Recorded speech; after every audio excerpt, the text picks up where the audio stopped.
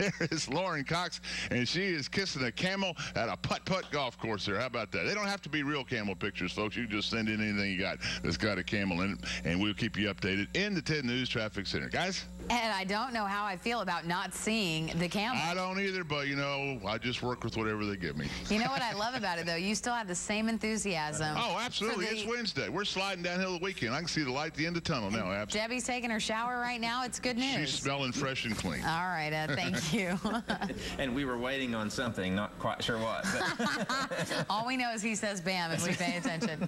Well, this morning, Dan Thompson, our tech expert, joins us from Claris Networks to talk about some of the ways iPads are being used to help people with disabilities. And this is really incredible stuff. It absolutely is. It absolutely is. So I was telling you before we got on camera here, so I was reading an article out of the Chattanooga Times Free Press the other day, and it was talking about this little girl. She's 2.5 years old, and she was at the Siskin Learning Institute down there in Chattanooga, and it was talking about how they were using iPads to help these children with disabilities. This particular little girl had autism, and it was talking about how, you know, she used to have tantrums and things like that because she would get frustrated because she couldn't communicate, you know, simple things like I'm thirsty or I'm hungry or something like that.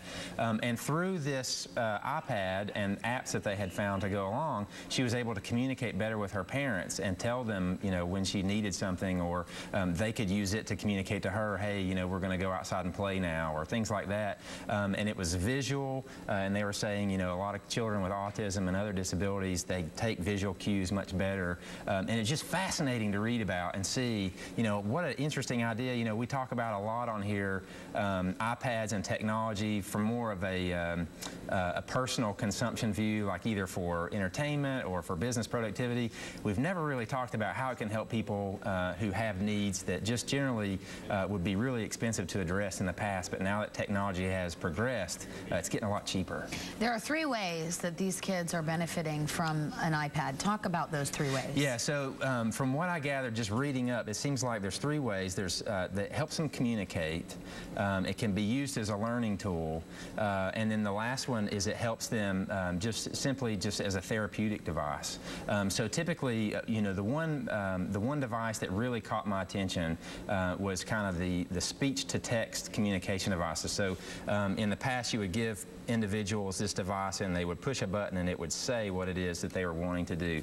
Those devices cost anywhere from $8,000 to $10,000 in the past. Well, now there's an app that you can get. I'm going to butcher the pronunciation of it, but it's like Proloquio to go, and that's about a $150 app. Add that on top of about a $500 for an iPad, and you've got $650, and you're in that exact same device that used to cost thousands and thousands of dollars. Wow. I know, it's really delivering that technology to people who couldn't afford it before. It makes it way more accessible, and now we're helping children that you couldn't reach before just because of financial means. Certainly a feel-good story to talk about. Absolutely, absolutely. Dan, we're going to expand on this topic coming up on Mornings with Fox 43. We're also going to talk about how the iPad is assisting people in the voting process. Yeah, it's very neat, and good stuff coming up. Okay, Dan Thompson, thanks for being with us. And we're going to meet again with him on Mornings with Fox 43 coming up in about 13 minutes.